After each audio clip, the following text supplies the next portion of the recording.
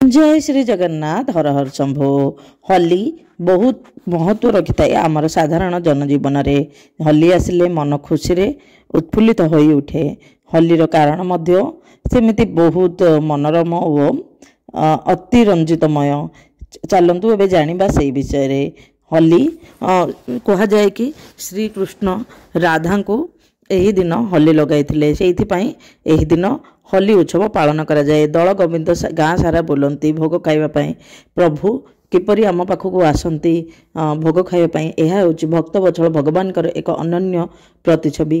आउ गोटे कहानी अनुसार माने उपाख्यान अनुसार जितेबले पार्वती माँ कामदेव को निजर प्रभु शिव शंकर को पति रूप में पाइबापी कही कामदेव को साहाय्य मागिले। कामदेव स्वर फूल स्वर प्रभु शिव शंकर उपर मारी से तृतीय नयन जितेबाला खोलीदेव कामदेव भस्म हो जाते। भगवान दयारू जितेबाला कामदेव निज शरीर फेरी पाई से दिन होली खेला जाइथिला।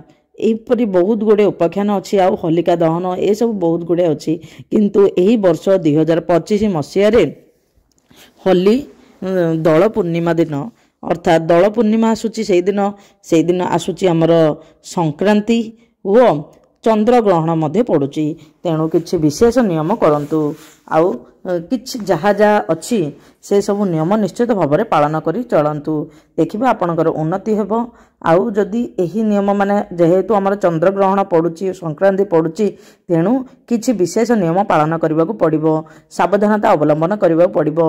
चलंतु को समय चंद्र ग्रहण लागुची और सावधानता अवलंबन करबा पड़िबो। कोन कोन नियम पालन करबा पड़िबो से विषय रे आलोचना करबा। 14 मार्च रे होली पूरा देश रे जमिबो उत्सवर माहौल। पिलाठू बुढ़ा पर्यंत समस्ते होली रंगरे रंगई हेबे। हेले सही दिन चंद्र ग्रहण लागुची। तेणु घरे खाइबा बेले किछि नियम पालन करने को ज्योतिर्विद माने परामर्श देइचंदी। नचेत आपणकर समस्या उपजी पारे। तेबे होली पर्व चलित वर्ष 14 मार्च 2025 रे पालन करा जिवो। होली फाल्गुन मासर पूर्णिमा तिथि रे पालन करा जाय थाए। तेबे एथर पूर्णिमा तिथि रे आरंभ 13 मार्च सकाळ 10:35 हेबो। मार्च 14 द्विप्रहर 12:23 रे पूर्णिमा तिथि समाप्त हेबो। होलिका दहन 13 मार्च रे करा जिवो कारण होली दिन चंद्र ग्रहण रहिबो। 14 मार्च सकाळ 9:29 रु चंद्र ग्रहण लागिबाकू जाउची। तेणु जहा द्विप्रहर 3:29 पर्यंत रहिबो। तेणु एही समय रे कौन कौन काम आमे करबा नहीं।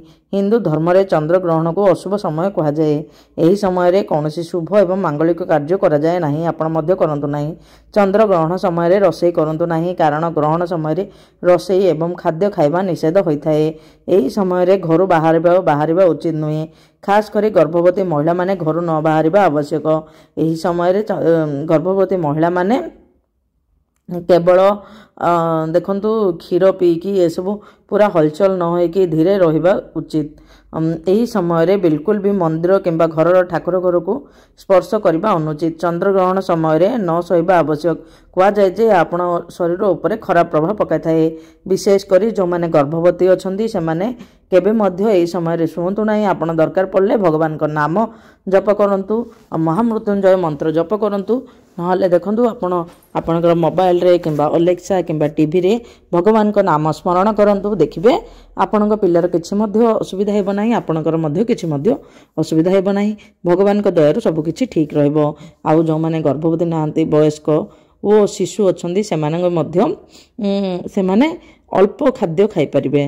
कोन जानछंती माने बहुत नरम खाद्य खाइबा को कहा जाए। चंद्र ग्रहण समय रे खाद्य खाया जाए ना कारण आमर डाइजेशन सिस्टम भल से काम करे नाही। आ एही दिन संक्रांति ओ आमर एही पूर्णिमा मध्य पड़ुची। तेणु एही दिन किछि उपाय कहूची सुनंतु। जहाँ आपणक जीवन रे बहुत उन्नति आनीदेव। एही दिन आपण लुण को गोटे मुठा लुण को एमिति गोटे जगार रखिदेवे कि ताहा आपणक जीवन समस्त खुशी आनीदेव। एही दिन कौन करेंगे। लुण तो बहुत उपकारी आम जीवन पाए। से लुणर बहुत गुरुत्व अच्छी। ଆପଣ ଏହି ଦିନ କ'ଣ କରିବେ, ଭୁଲରେ ମଧ୍ୟ ଲୁଣ ହାତରୁ ଖସିଯିବ ନାହିଁ ସେମିତି ଦେଖିବେ।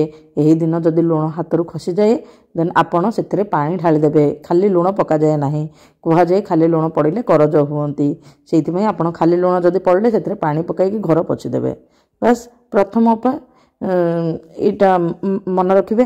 ଦ୍ୱିତୀୟରେ କ'ଣ ହେଉଛି, ଆପଣ ଏହି ଦିନ ସବୁ ପ୍ରକାର ଶସ୍ୟ, ଗୋଟା ଶସ୍ୟ ଯେମିତି ବିରି, ମୁଗ, ଚାଉଳ, ଗହମ ସବୁଥିରୁ କିଛି କିଛି, ଆଉ ସୋରିଷ ତେଲ, ଛୋଟ ସୋରିଷ ତେଲ, ଆଉ ଲୁଣ ପ୍ୟାକେଟଟି ଏସବୁ କରିକି ଆପଣ ଘରର ଚାରିପଟେ ବୁଲେଇ ଦେବେ। ଯାହା ସବୁ ଆପଣ ଛୋଟ ଛୁଆଙ୍କୁ କିମ୍ବା ଯାହାକୁ ବି ଆପଣ ଯିଏ ଘରର ମୁରବୀ ଅଛି ସେ ମୁଣ୍ଡରେ ଛୁଇଁକି ଯାହାକୁ ଦରକାର ଅଛି, ମାନେ ଗ୍ରହଣ ସରିଲା ପରେ ଆପଣ ବ୍ରାହ୍ମଣଙ୍କୁ, ନନାଙ୍କୁ, ନହେଲେ ଯେଉଁମାନଙ୍କର ଦରକାର ଅଛି ତାଙ୍କୁ ଏହି ଲୁଣ ମାନେ ଏହି ସବୁ ଜିନିଷ, ଖାଦ୍ୟ ଜିନିଷ ଦେଇଦେବେ। ଦେଖିବେ ଆପଣଙ୍କ ଜୀବନର ସମସ୍ତ ସମସ୍ୟା ଦୂର ହୋଇଯିବ। ଆଉ ଏହି ଦିନ ଅପମାର୍ଗ ଚେରକୁ ଯଦି ଆପଣ ଏହି ସମୟରେ ଆଣିକି, ମାନେ ତା ପୂର୍ବରୁ ଆଣିକି ଠାକୁର ଘରେ ରଖିଥିବେ, ତାପରେ ପୂଜା ସରିଲା ପରେ ଯଦି ଆପଣ ପିନ୍ଧିବେ ବହୁତ ଉନ୍ନତି ହେବ ବୋଲି ବିଶ୍ୱାସ ଅଛି। ଆପଣ ଦେଖନ୍ତୁ, ଏହି ଉପାୟ ନିଶ୍ଚିତ ଭାବରେ କରନ୍ତୁ। ଆଉ କିଛି ଜଣ କହିବା ମତରେ ମୟୂର ପୁଚ୍ଛ ମଧ୍ୟ ଏହି ଦିନ ଆଣି ଠାକୁରଙ୍କୁ ଅର୍ପଣ କରିବେ ଓ ତାପରେ 1-2 ଦିନ ପରେ ଠାକୁରଙ୍କ ପାଖରୁ କାଢ଼ିକି ନିଜ ପାଖରେ ରଖିବେ, ନିଜର ବହିରେ ରଖିବେ, ନହେଲେ ନିଜର ପଇସା ମାନେ ଆଲମିରାରେ ରଖିବେ, ସିନ୍ଦୁକରେ ରଖିବେ। ଆପଣଙ୍କ ଜୀବନର ସବୁ ସମସ୍ୟା ଦୂର ହୋଇଯିବ ଓ ସମସ୍ତ ପଇସାର ଲକ୍ଷ୍ମୀ ପ୍ରାପ୍ତି ହେବ ବୋଲି ବିଶ୍ୱାସ ଅଛି। ଏହି ଦିନ ମାନେ ଯେଉଁ ଚନ୍ଦ୍ରଗ୍ରହଣ ସମୟରେ କିଛି ଗଛର ଚେର ଅଛି ସେସବୁ ଯଦି ଆପଣ ଘରକୁ ଆଣିବେ, ତା ପୂର୍ବରୁ ମଧ୍ୟ ଆଣିଲେ ଚଳିବ, ଆଣିକି ଆପଣ ସେଇଦିନ ଆଣିକି ଯଦି ଠାକୁର ଘରେ ତା ପୂର୍ବରୁ ରଖିଦେଇଥିବେ, ତାପରେ ଗ୍ରହଣ ସରିଲା ପରେ ଆଣିକି ଆପଣ ପିନ୍ଧିବେ, ମାନେ ନହେଲେ ଘରକୁ ଆଣିବେ, ଦେଖିବେ ଆପଣ ଜୀବନର ସବୁ ସମସ୍ୟା ଦୂର ହୋଇଯିବ। ଏଇଟା ବହୁତ ପଣ୍ଡିତମାନେ, ଜ୍ୟୋତିର୍ବିଦମାନେ କହିଛନ୍ତି। ସେ ଗୋଟେ କହିଲା ଅରଖ ଗଛର ଚେର, ତାପରେ ଆମର ହେଉଛି ନିମ ଗଛର ଚେର, କଳା ଦୁଦୁରାର ଚେର, ଆଉ ଏ ଗୋଟେ ତାବିଜରେ ପୂରେଇକି ପିନ୍ଧିବେ। ଦୁବ ଘାସର ଚେର, ଶମି ଗଛର ଚେର, ଅରଖ ଗଛର ଚେର, ଅତିବଳା ଗଛର ଚେର, ଅପମାର୍ଗ ଚେର, ଏସବୁ ପିନ୍ଧିବା ଦ୍ୱାରା ଘରେ ସବୁ ସମସ୍ୟା ଦୂର ହୋଇଥାଏ ବୋଲି ବିଶ୍ୱାସ ଅଛି। ଆପଣ ଯଦି ଏହା ଠିକ୍ ଲାଗୁଛି ନିଶ୍ଚିତ ଭାବରେ କରିବେ। ବାକି ଲୁଣର ଉପାୟଟା ଯାହା କହିଲି, ସେ ଲୁଣର ଉପାୟ ବହୁତ କାର୍ଯ୍ୟକାରୀ, ସେଇଥିପାଇଁ ସେ ଲୁଣର ଉପାୟ ନିଶ୍ଚିତ ଭାବରେ କରନ୍ତୁ। ଯଦି ଆପଣଙ୍କର କିଛି ସମସ୍ୟା ଅଛି, ଦେଖିବେ ଜୀବନର ସବୁ ସମସ୍ୟା ଦୂର ହୋଇଯିବ। ଆପଣଙ୍କୁ ଯଦି ଏହି ତଥ୍ୟ ଭଲ ଲାଗିଲା ନିଶ୍ଚିତ ଭାବରେ ଲାଇକ୍, ସେୟାର, ସବସ୍କ୍ରାଇବ୍ କରିଦେବେ। କମେଣ୍ଟରେ ଜୟ ଶ୍ରୀ ଜଗନ୍ନାଥ ଲେଖିଦେବେ। ଜୟ ଶ୍ରୀ ଜଗନ୍ନାଥ, ହର ହର ଶମ୍ଭୁ।